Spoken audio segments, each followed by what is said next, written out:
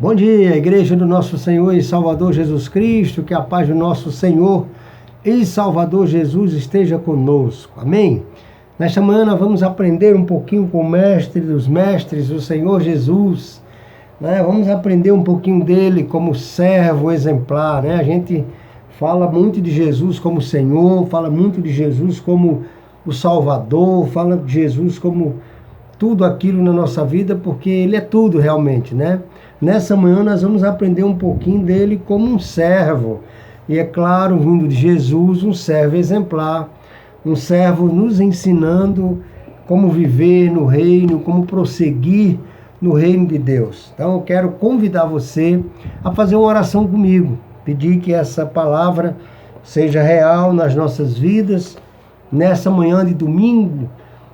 Estamos começando aí o mês de agosto, louvado seja o nome de Jesus, por mais um mês que passamos, mais um mês que vencemos. Louvado seja o Senhor e que Ele receba toda a honra, toda a glória e todo o louvor. Vamos orar comigo? Pedindo a graça do Senhor nas nossas mentes e nos nossos corações. Santo Deus, em nome de Jesus, muito obrigado. Nós agradecemos ao Senhor pela Tua bondade, a Tua fidelidade. O Senhor é santo, santo, santo é o Teu nome. Por isso, ó Deus, estamos alegres por tudo aquilo que o Senhor tem realizado nas nossas vidas, pela Tua graça, pela Tua misericórdia. E nessa manhã queremos aprender um pouquinho mais de Jesus, como sendo servo, como sendo submisso à palavra, aos seus próprios ensinamentos. Louvado seja o nome dEle nas nossas vidas, e a Ele nós damos toda a honra, toda a glória e todo o louvor no nome dEle. Que o Senhor seja com cada um de nós. É no nome de Jesus, que vive e reina para todo sempre, que nós oramos agradecendo por essa manhã maravilhosa, em nome de Jesus. Amém. E graças a Deus. Amém, queridos. Então, eu quero convidar você a abrir a sua Bíblia. No Evangelho de Mateus, nós vamos ler no capítulo 9, dos versículos 25 dos versículos 35 ao 38. Quero convidar você a ver comigo esses 4 versículos e vamos pensar um pouquinho na palavra do nosso Senhor. Diz assim a palavra de Deus, Lucas 9, 35. Jesus percorria todas as cidades e povoados, ensinando nas sinagogas, pregando o evangelho do reino e curando todo tipo de doenças e enfermidades. Vendo as multidões, compadeceu-se delas, porque andavam atribuladas e abatidas como ovelhas que não têm pastor. Então disse a seus discípulos: na verdade, a colheita é grande, mas os trabalhadores são poucos. Rogai ao Senhor da colheita que mande trabalhadores para a sua colheita ou seara. Então nós queremos observar aqui nesses poucos versículos, nesses poucos minutos que temos para refletir na palavra de Deus, de que Jesus, como sendo anunciado, como sendo esperado de todas as nações, ao chegar aqui, ele, claro, foi exemplo para nós, Foi exemplo como Senhor, foi exemplo como servo, foi exemplo como filho, foi exemplo como homem. Como diz alguns escritores, ele foi 100% homem e também foi 100% Deus. Então, é maravilhoso ouvir de Jesus, é maravilhoso aprender de Jesus, porque ele é realmente maravilhoso. A primeira coisa que nós observamos aqui, na sua servidão, ou em Jesus como sendo esse servo exemplar nas nossas vidas, Então, nós observamos ele como pregador. Então, que tipo de evangelho ele pregava? Como era a pregação do evangelho que ele pregava? Está logo aí no primeiro versículo, E percorria Jesus todas as cidades e povoados, ensinando nas sinagogas, pregando o evangelho do reino. Então o evangelho que Jesus pregava não era um evangelho mentiroso. O evangelho que Jesus pregava era o evangelho da restauração. O evangelho que Jesus pregava era o evangelho da reconstituição humana, né? O evangelho da paz, o evangelho do reino. O evangelho do reino, mas não era o reino do homem, não era o reino de dinheiro, não era o reino físico, não era um reino cobiçado, não era um reino como nos dias de hoje, desvirtuado. Jesus, como pregador, servo, apresentando aí uma postura de um pregador real, pregando o evangelho do reino, aonde Deus pudesse reinar no coração do homem, aonde Deus pudesse ser o rei, aonde Deus pudesse ter, usufruir, né, do tempo, da dedicação, da adoração, da veneração do homem. O evangelho do reino, onde Deus pudesse reinar. Inclusive na sua oração modelo, ele disse: quando vocês orem assim: Pai nosso que estás nos céus, santificado seja o teu nome. E ele, quando ele dá aquele detalhe de assim na terra como nos céus, então no céu Deus tem todo o controle, né? A Bíblia apresenta o Deus como soberano, onipotente, onipresente, onisciente. E o desejo de Jesus, o desejo desse evangelho do reino é que Deus seja isso aqui na terra também, que ao invés do pecado, que reine a paz, né? Como diz a oração do São Francisco de Assis, não é? Onde houver ódio, que eu leve a paz. Então essa oração dele, ele fez com base no Pai Nosso, meditando ali na paz que Jesus pede no Pai Nosso, né? Então, alguns estudiosos que escrevem sobre Francisco de Assis, eles dizem que ele meditava por 12 e às vezes até por 18 horas no Pai Nosso. Ele gostava de fazer meditação no Pai Nosso. Por isso que ele teve essa oração paralela, porque ele também aprendeu que o Pai Nosso não precisava ser repetido com aquelas mesmas palavras. Ali era um exemplo de oração. Por isso ele fez a sua própria oração: Senhor, fazei-me um instrumento de vossa paz. Onde houver ódio, que eu leve o amor. Onde houver ofensa, que eu leve o perdão. Onde houver discórdia, que eu leve a união. Ó Pai, fazei que eu procure mais. A ideia de procurar fazer mais a vontade de Deus. Fazei que eu procure mais ser um instrumento nas mãos do Senhor. E aí ele conclui aquela sua oração dizendo: pois é dando que se recebe, é morrendo que se vive para a vida eterna. Ele falava de um novo nascimento. Ele compreendeu ali o Pai Nosso. E Jesus, como sendo esse pregador exemplar, ele pregava esse evangelho do reino, né? Então Jesus, como sendo esse servo exemplar, ele era servo também como amoroso auxiliador, né? Porque ele estava ali, segundo o texto, né?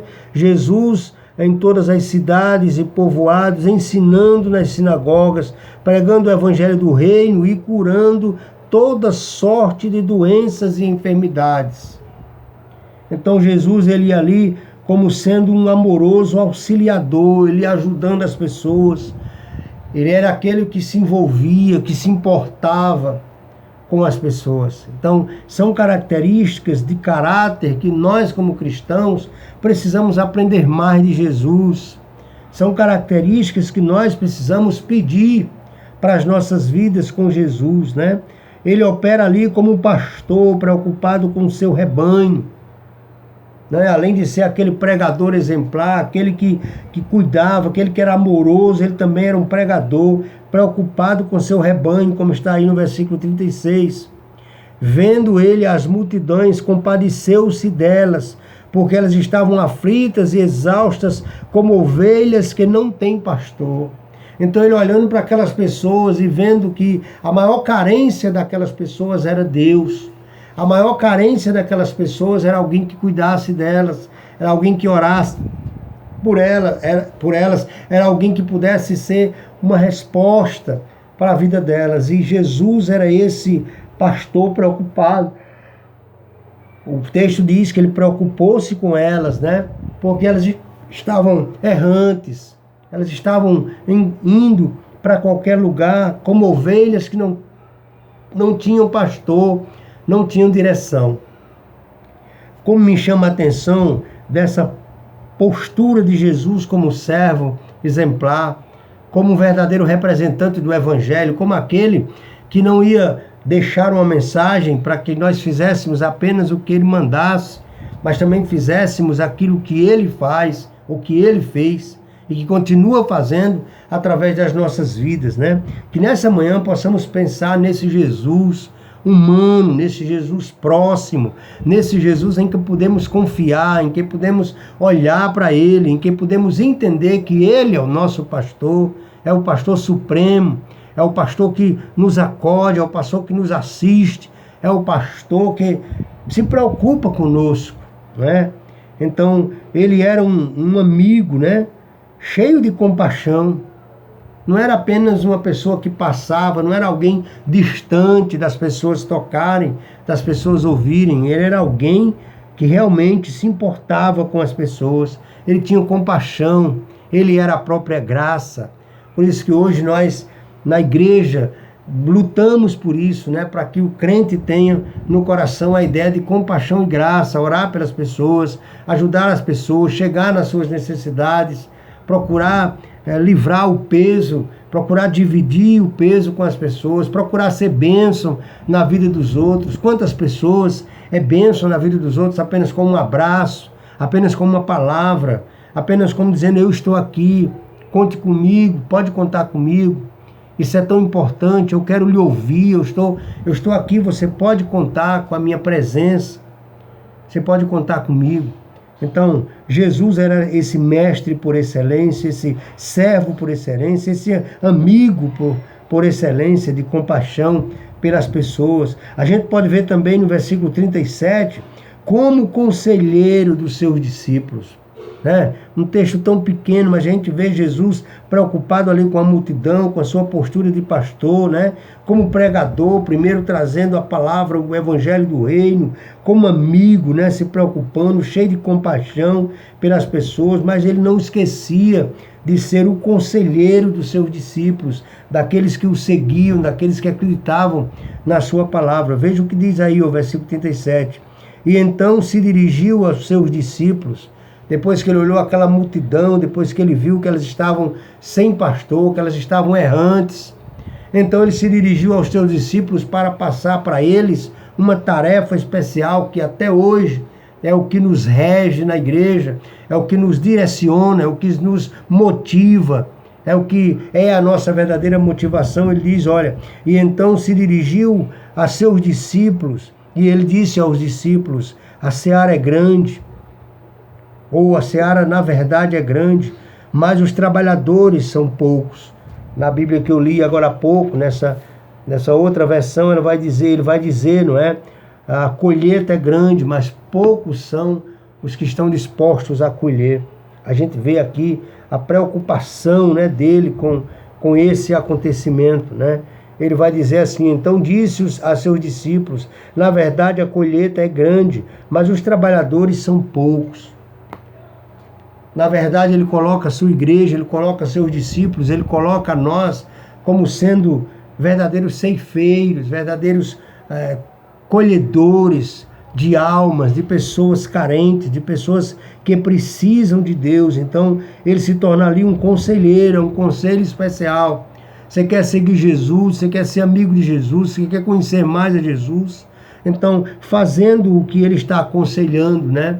Orando, dizendo, olha, Deus, a colheita realmente está próxima, a colheita está pronta, as pessoas estão sedentas, as pessoas querem ouvir de Deus, as pessoas querem ser diferentes, as pessoas querem aprender um verdadeiro evangelho, mas elas têm encontrado um evangelho que não é o evangelho do reino. Elas têm encontrado um evangelho que não é o evangelho da paz, Elas têm encontrado um evangelho que não é o evangelho de Jesus, é o evangelho do homem. É o que o homem quer para a sua vida, é o que o homem gosta de ouvir, é o que o homem, onde o homem se sente bem. Ah, eu estou em igreja tal porque lá eu me sinto bem. A igreja não é um lugar para se sentir bem, a igreja é um lugar para se sentir incomodado. A igreja é um lugar onde a pessoa não tem paz enquanto não estiver fazendo a vontade de Jesus. A igreja que é preparada para você chegar e se sentir totalmente bem, talvez ela esteja fora do propósito. A igreja é o lugar onde o evangelho nos motiva a fazer diferente. A igreja é o lugar onde o evangelho nos motiva a fazer de maneira totalmente diferente. É por isso que eu nunca passou pela minha cabeça essa ideia de coitadinho, de ter que estar pisando em ovo. Não, a gente está pregando o evangelho da verdade. A gente está pregando o evangelho da paz, a gente está pregando o evangelho do reino. E o evangelho do reino exige conversão, exige mudança de vida. Hoje à noite nós estaremos falando ali de um momento, de um contexto ali de Joel, onde as pessoas super preocupadas com o pecado, super preocupadas com o que perderam, mas, aliás, não preocupadas com o pecado, super preocupadas com o que perderam. E Joel chama a responsabilidade dizendo, é vindo o reino, é vindo o dia do Senhor, arrependei-vos, convertei-vos a mim, ó pecadores. A palavra dos profetas sempre foi palavra assim. A palavra do profeta ou dos profetas sempre foi palavra para incomodar. Acorde.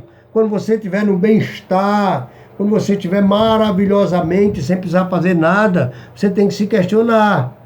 Você tem que se questionar. Quando você não estiver dando fruto, quando você não estiver preocupado com a palavra, quando você não estiver preocupado com nada, quando o seu evangelho for só um evangelho de palavra, então começa a se preocupar.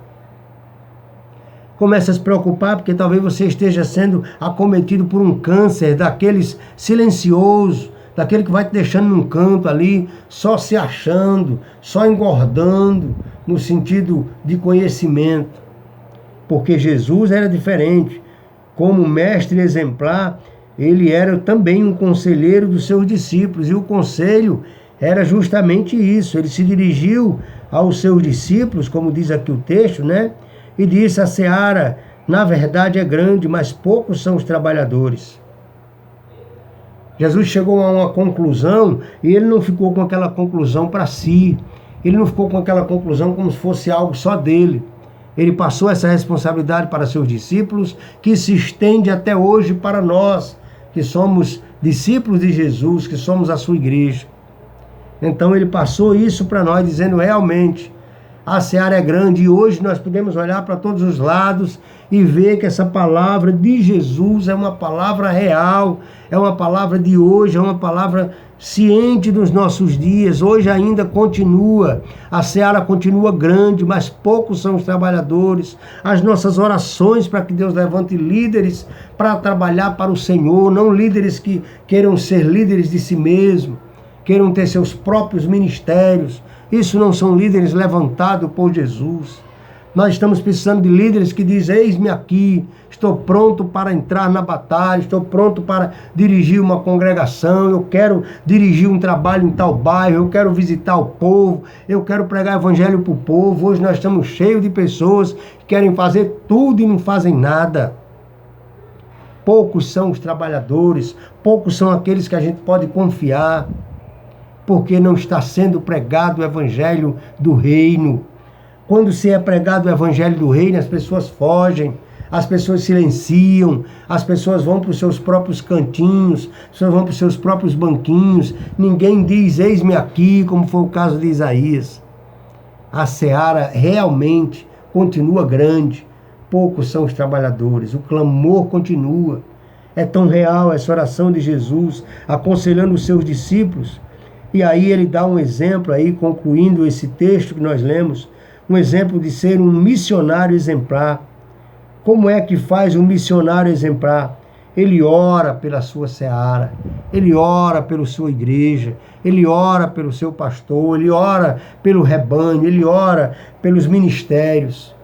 Não tem isso da pessoa amar muito a igreja e não estar com ela, não fazer parte dela. Isso é hipocrisia. A ideia aqui de Jesus, no versículo 38, é como missionário exemplar, ele roga pelos obreiros para a seara. Então, uma das coisas que deve mover o nosso coração está aqui no versículo 38, uma ordem. Rogai, pois, ao Senhor da seara, que mande trabalhadores para a sua seara. Então nós ainda continuamos rogando, a igreja ainda vai continuar rogando, a igreja ainda vai continuar clamando, pedindo, chorando, porque a coisa mais difícil é trabalhadores para a seara do reino de Deus. Mais difícil pregar o evangelho do reino. É mais difícil pregar hoje o evangelho onde Deus tenha que reinar. As pessoas querem pregar ou temem pregar, tem que pregar escondendo o pecado, tem que pregar pulando algumas coisas, pulando algumas palavras, pulando algumas etapas. E a Bíblia não pode ser considerada dessa forma. Não podemos ignorar o pecado, não podemos ter uma palavra que Jesus pagou um preço, que Jesus morreu na cruz, e nós pregarmos uma palavra onde o pecado não seja denunciado. Porque se o pecado não for denunciado, se ele não sair da tua vida, se ele não sair da nossa vida, é porque ele continua reinando. Não é o evangelho que está reinando. Se o pecado continuar na tua vida, é o pecado que está sendo o seu Senhor. É ele que está dando as ordens. Então nós precisamos acordar, nós precisamos ver as parábolas de Jesus, nós precisamos ver o ensinamento de Jesus sobre as coisas, né? Nós precisamos ver o que Jesus está ensinando na sua palavra, mas não queremos mais ouvir o evangelho do reino. O evangelho que tem espaço hoje é o evangelho do chororô, é o evangelho do gemido, é o evangelho do negócio, né? Daquele negócio, você começa uma coisa e tal. A pregação hoje tem que ser envolvida com a música, com um negócio, um choro, uma coisa. Aí todo mundo cai, todo mundo, né, chora, todo mundo levanta os braços, mas mudança de vida que é bom, nada. Então acorda, igreja, nós temos que continuar nessa pegada. E não aceitaremos o chamado novo normal, porque nós já vivemos o novo normal de Deus. Porque quando somos chamados pelo Evangelho para seguir a Jesus, nós imediatamente, ao nos converter, nós já estamos dentro do novo normal. Esse novo normal que o mundo está pregando aí, isso não existe não. Porque nesse novo normal não tem lugar para o Evangelho. Nesse novo normal não tem lugar para Deus. Nesse novo Evangelho, nesse novo normal só está tendo lugar para o homem. São os feitos do homem que está sendo exaltado. Quantas vezes, anote num papel, quantas vezes na mídia passou algo sobre milagre. Quantas vezes na mídia está ressaltando, exaltando algo que Deus fez. Não, é o homem. O homem recebe aplauso porque fez alguma coisa e tal, e vai para um canto e vai para outro, e as pessoas não estão percebendo, né? Os nossos jovens estão sendo movidos pela mídia e nem percebem. A Netflix está produzindo e reproduzindo material para afastar os nossos jovens de Deus. São séries e mais séries, que somando dá no mínimo 8 horas cada uma delas.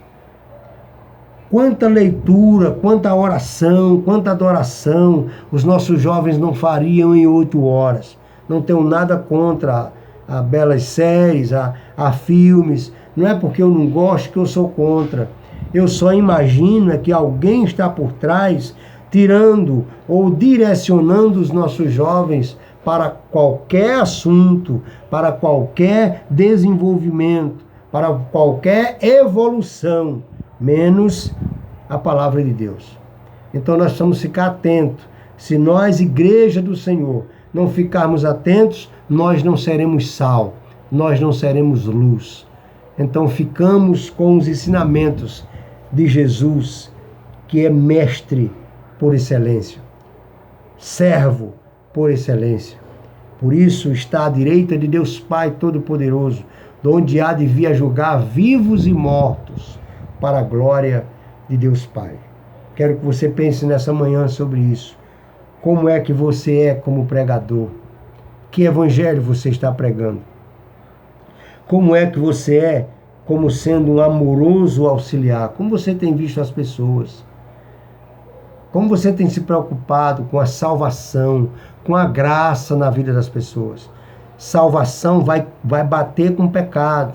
Salvação vai bater de frente a portas do inferno. Diz a Bíblia, não vai prevalecer. Mas para que haja isso, vai ter que haver confronto. Como você tem se preocupado com o rebanho, as pessoas que estão morrendo sem Cristo. Como eu disse nessa semana, eu acho que eu comentei em uma dos textos, mensagem dessa semana.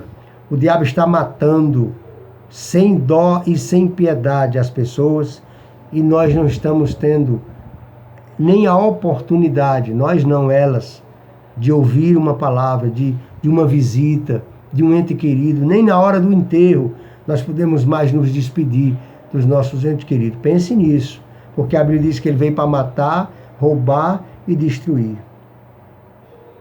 Então é tempo de orar, é tempo de realmente interceder, porque a seara continua grande, mas poucos são os trabalhadores. É essa palavra, não vai cair por terra nunca. Poucos são, sempre serão os obreiros. A ideia da igreja não avançar tanto como Jesus quer, é porque o homem hoje trabalha para si. É difícil ele trabalhar para o reino, é difícil ele entrar nesse evangelho do reino. Que o Senhor nos abençoe, que o Senhor nos dê graça. E à noite, repito, estaremos aprendendo um pouquinho da palavra de Deus, ali no livro de Joel, né? Onde nós vamos estar pensando acerca dessa palavra: convertei-vos a mim, pecadores. Nesta manhã, que a graça do Senhor seja conosco. Amém? Deus nos abençoe.